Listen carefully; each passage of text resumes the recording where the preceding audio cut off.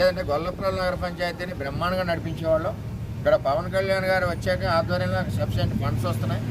నగరం అభివృద్ధి చేయడానికి ప్రయత్నాలు చేస్తున్నాం అన్ని రకాలుగా. ఇక్కడ ప్రజల కోసం అందరం పనిచేసేటప్పుడు అంచేత ఆయన దృష్టిలో కూడా నేను పెడతాను. గొల్లప్రోలు చెరువు, రంగప్ప చెరువు మత్స్యకార సొసైటీకి సంబంధించి వీళ్ళని 5 సంవత్సరాల నుంచి నరకం చూపిస్తున్నారు వైఎస్ఆర్సీపీ ప్రభుత్వం. సరే ఇప్పుడు వచ్చింది కదా చెప్పి వాళ్ళు జూలై మంత్ ఎండ్కి లీజ్ అయిపోతుంటే లాస్ట్ ట్రిప్ వీళ్ళని అందులో చెరువు చేసుకోనికుండా సుప్రీంకోర్టు నామ్స్కి అగేనెస్ట్గా చెరువులో స్ట్రక్చర్స్ చేసేసి 50 లక్షల బిల్లులకి రంగం సిద్ధమైంది. ఈవేళ రిలీజ్ అయిపోద్దో, రేపు రిలీజ్ అయిపోద్దో, ఎవరికి తెలియకుండా రిలీజ్ అయిపోద్దో తెలియదు.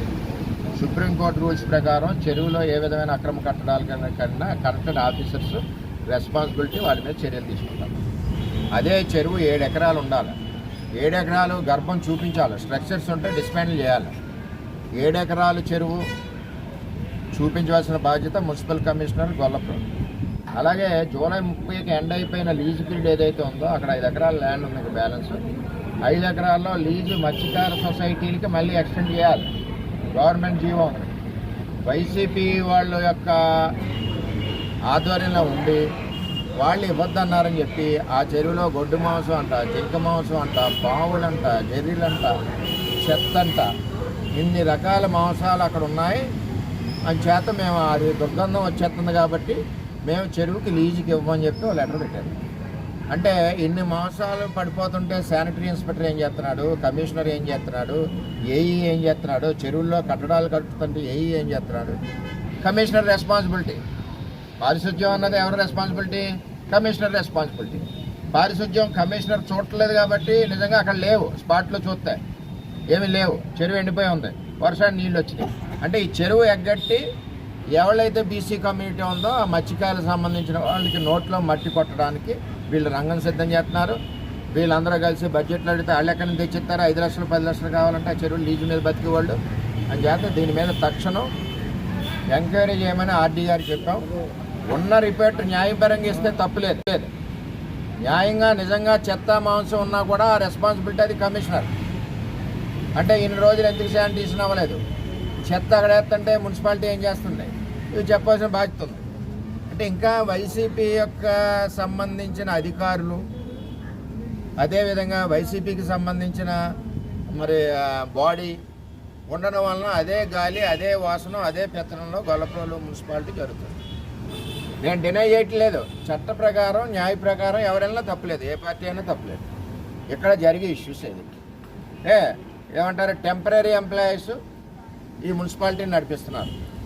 రోల్లో ఉన్న ఎంప్లాయీస్ లక్షల జీతాలు తీసుకునే వాళ్ళు ఇంకొకటి 11 అయింది. ఒకళ్ళు దిక్కు మొక్కలేదు ఈ మున్సిపాలిటీ 11 అయింది.